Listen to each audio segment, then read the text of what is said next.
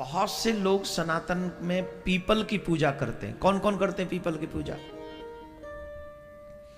जो नहीं करते हैं वो करना शुरू कर दो। कुछ नहीं कर सकते तो कम से कम पीपल पे जल चढ़ाना शुरू कर दो। 5 मिनट की ये कहानी मैं आपको सुना रहा हूं। इस कहानी को ध्यान से सुनना।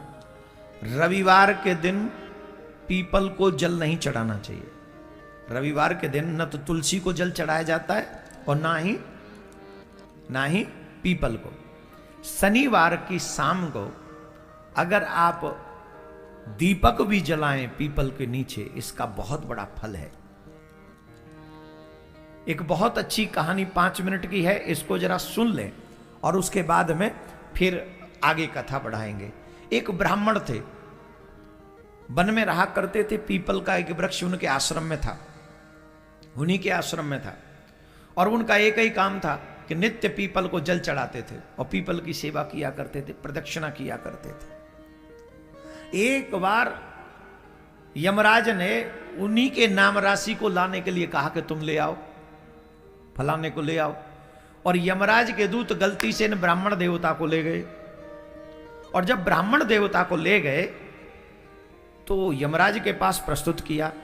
यमराज के साथ जब सामने प्रस्तुत किया तो भगवान यमराज ने देखा कि ये इनको क्यों ले आए, इनका तो समय नहीं, ये तो बड़े तपस्वी ब्राह्मण है, इनको क्यों लेके आए तुम? तो उन्होंने कहा कि हमसे गलती हो गई, आप हमने समझा आपने इन्हीं को बुलाया। बोले इनको नहीं बुलाया था, एक व्यक्ति मर गया उसे लाने के लिए बोला था तुम्हें, इनको क्यों ले आए? ये तो बड़े तपस्वी हैं, पीपल की पूजा करते, नारायण की पूजा करते। तो बोले अब तो अपराध हो गया, अब तो क्षमा मांगे। यमराज के दूत भी कहे महाराज क्षमा कर दो, हमको क्षमा कर दो, ये तो अपराध हो गया हमसे। बोले कोई बात नहीं। तो यमराज बोले कि अब आप चले जाओ। बोले चले जाएंगे, पर एक काम करो, पहले हम सब नरकों को देखना चाहते हैं कि यहां कौन कौन से नरक हैं और किस किस को कितना दुख मिलता है। उन ब्राह्मण देव को लेकर वो नरकों की ओर गए धर्मराज, और वहां जाकर देखा तो सब लोग बड़े दुखी थे। किसी को गर्म बालू पर नंगे पांव दौड़ाया जा रहा है, किसी को आग में तपाया जा रहा है, किसी को भट्टी में झोंका जा रहा है, किसी को पेड़ से उल्टा लटकाया जा रहा है, किसी को सामने रखकर बाणों से निशाना बनाया जा रहा है, किसी को नाना प्रकार के दुख मिल रहे हैं, अनेक। कोई गर्म भट्टी है, चूल्हे पे कढ़ाई चढ़ी है, उसमें झोंका जा रहा है, तपाया जा रहा है, तांबे की भूमि पर दौड़ाया जा रहा है, गर्म बालू में, किसी को पानी में डुबाया जा रहा है, किसी को कीड़े मकोड़े खिलाए जा रहा है। उनकी ये दशा देखकर ब्राह्मण देव को बड़ा कष्ट हुआ, रोने लगे ब्राह्मण देव। और उनकी हाय हाय, वो सभी जो लोग नरक में थे वो चीख रहे थे, बचाओ बचाओ बचाओ, हमारी रक्षा करो, हमसे अपराध हो गया, हमसे अपराध हो गया। तो ब्राह्मण देव ने पूछा, तुम लोग कभी न कभी तो मनुष्य बने होगे। ध्यान से सुनेंगे सिर्फ 1 मिनट, और ये बहुत गजब की लाइन है। ब्राह्मण देव ने कहा कि तुम कभी न कभी तो मनुष्य बने होगे, और मनुष्य बनकर क्या तुमसे कोई सत्कर्म नहीं हुआ? तुमने कभी नारायण की पूजा नहीं की, तुमने कभी पीपल को जल नहीं चढ़ाया, कैसे नरक भोग रहे हो बताओ? तो उन्होंने कहा महाराज हमारे नरक भोगने का कारण है, कई बोले हमने झूठी गवाही दी कोर्ट में जाके, किसी ने कहा मैं रात दिन चोरी करता रहा, किसी ने कहा मैंने परस्त्री गमन किया, किसी ने कहा कि महाराज मैं आए हुए अतिथियों को बड़ी घूर घूर के दृष्टि से, क्रोध भरी दृष्टि से देखता था। अनेक पापी थे, नाना प्रकार के पाप करते थे। मैंने अपने माँ बाप का अपमान किया, मैंने वेदों की निंदा की, मैंने पुराणों की निंदा की, मैंने भक्तों की आदि आदि इतनी बातें सुनाते रहे।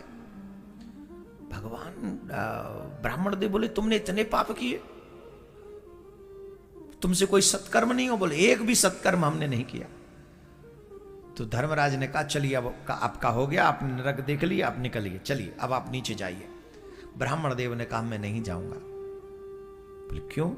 बोले इतने लोगों को दुखी देखूं तुम्हारे नरक में, और इतने लोगों को दुखी देखकर भी मैं शांत रहूं और मैं लौट जाऊं, तो मैं काहे का ब्राह्मण? उन्होंने वही प्रार्थना की भगवान से और कहा अगर मैंने एक क्षण भी हे नारायण तुम्हारी सच्चे मन से तपस्या की हो, सेवा की हो, तो आप मेरे ऊपर कृपा कर दीजिए। क्या? बोले जो नरक में ये दुख भोग रहे हैं, इनको नरक से मुक्त कर दीजिए। महाराज ब्राह्मण देव का यह संकल्प हुआ कि वो सब पापी उनके संकल्प भर से वो शरीर त्याग कर दिव्य दिव्य रूप बनाकर भगवान के स्वर्ग की जाने के लिए तैयार हो गए। सब जाने लगे, नरक खाली होने लगा और ऑलमोस्ट सब चले गए। कुछ पापी लोग बचे रह गए, उनका कल्याण नहीं हुआ। बोले उनका कल्याण? तब नारायण भगवान प्रकट हुए। यमराज ने कहा प्रभु ऐसा इन ब्राह्मण देवता ने क्या कर दिया कि 1 सेकंड में सब नरक खाली हो गया और फिर कुछ पापी और बचे रह गए। कुछ पापी और बचे रह गए, इनका कल्याण क्यों नहीं हुआ? 2 प्रश्न है, ये इनका कल्याण कैसे हो गया और ये बचे कैसे रह गए? भगवान ने कहा सुनो, ये ब्राह्मण साधारण नहीं है, इन्होंने नित्य पीपल की पूजा की है और वृक्षों में पीपल मैं हूं, वृक्षों में पीपल मैं हूं। तीनों देव पीपल में वास करते हैं, ब्रह्मा विष्णु महेश, तीनों देव। और जो इन ब्राह्मण देव ने जो जल चढ़ाया है उससे मैं तृप्त हूं और इनका इतना तप है कि इनके संकल्प मात्र से ये सब बड़े से बड़े पापी इनका कल्याण हो गया।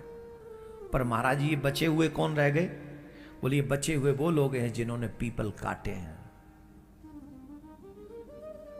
इन्होंने पीपल काटे हैं और जिन्होंने पीपल काटे हैं उनका कल्याण नहीं हुआ, वो नरक में रह गए। और ये ब्राह्मण देव धन्य हैं कि खुद तप करके भी, व्रत करके भी इन लोगों के दुखों को इन्होंने समझा और उनका कल्याण कर दिया, उनका बेड़ा पार कर दिया। भगवान प्रसन्न होकर गए। मैं आपसे एक बात कह रहा हूं, अब ये कहानी सुनाने का रीजन क्या है? पूछो पूछो। आप एक कर्म करें, हम लोगों से कभी न कभी कोई न कोई त्रुटि हुई है कि कभी पीपल उखाड़ दिया, काट दिया, जो भी हुआ। कई घरों में पीपल हो जाते हैं। अब वो अपराध तो हुए तो नरक में जाना पड़ेगा फिर, और बचे जा सकते अभी मनुष्य रहते रहते। और कैसे?